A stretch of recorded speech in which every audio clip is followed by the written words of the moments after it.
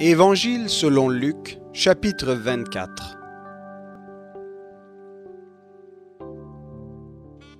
Le premier jour de la semaine, elles se rendirent à la tombe de grand matin, en apportant les aromates qu'elles avaient préparés.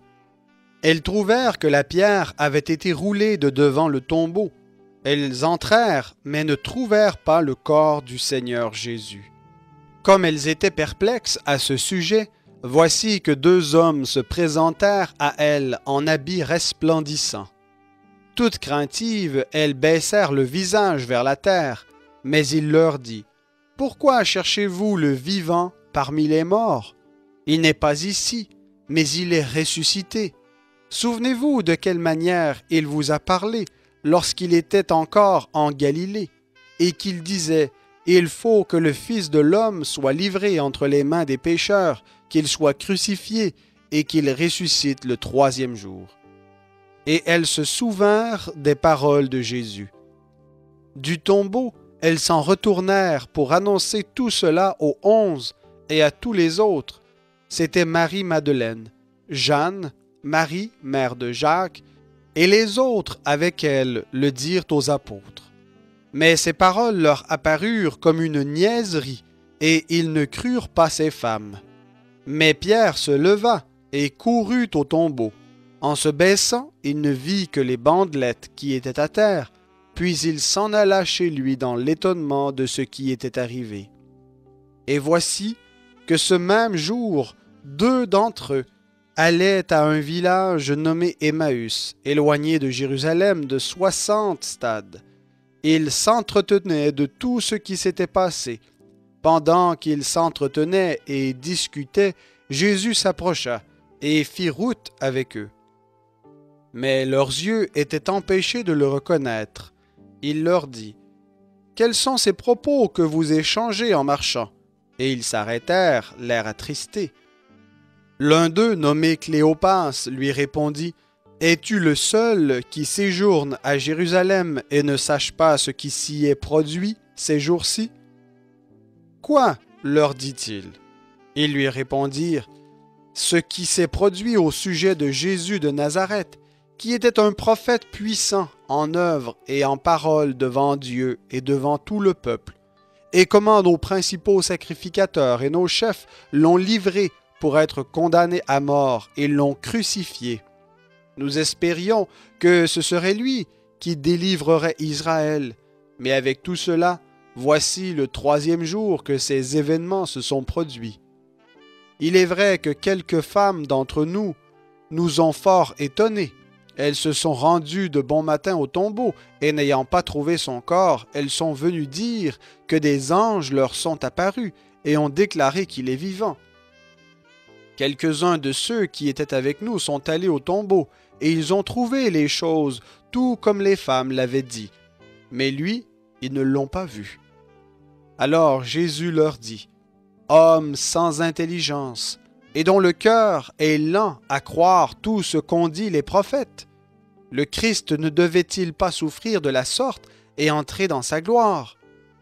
Et commençant par Moïse et par tous les prophètes, il leur expliqua dans toutes les Écritures ce qui le concernait.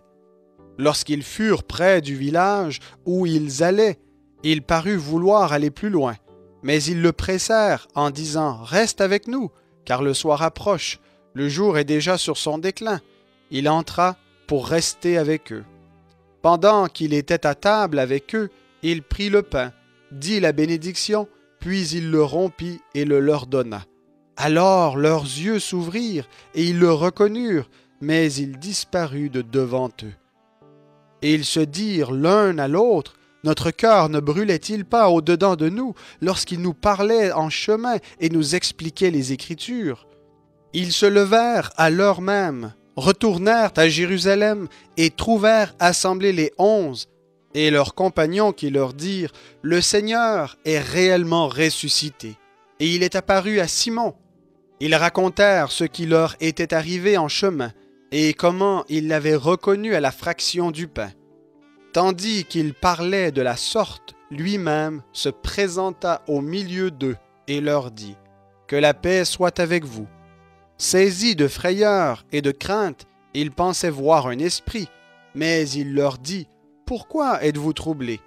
Et pourquoi ces raisonnements s'élèvent-ils dans vos cœurs? Voyez mes mains et mes pieds, c'est bien moi, touchez-moi et voyez. Un esprit n'a ni chair ni os, comme vous voyez que j'en ai. » Et en disant cela, il leur montra ses mains et ses pieds. Comme dans leur joie, ils ne croyaient pas encore et qu'ils étaient dans l'étonnement, il leur dit, « Avez-vous ici quelque chose à manger? » Ils lui présentèrent un morceau de poisson grillé. Il le prit et le mangea devant eux. Puis il leur dit, « C'est là ce que je vous disais lorsque j'étais encore avec vous. Il fallait que s'accomplisse tout ce qui est écrit dans la loi de Moïse, dans les prophètes et dans les psaumes. » Alors il leur ouvrit l'intelligence pour comprendre les Écritures.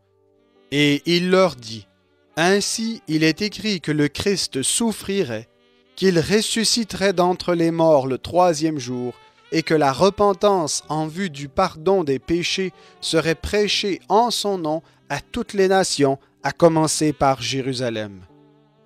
Vous en êtes témoins, et voici, j'enverrai sur vous ce que mon Père a promis, mais vous, restez dans la ville jusqu'à ce que vous soyez revêtus de la puissance d'en haut. » Il les amena jusque vers Béthanie, puis il leva les mains et les bénit. Pendant qu'il les bénissait, il se sépara d'eux et fut enlevé au ciel.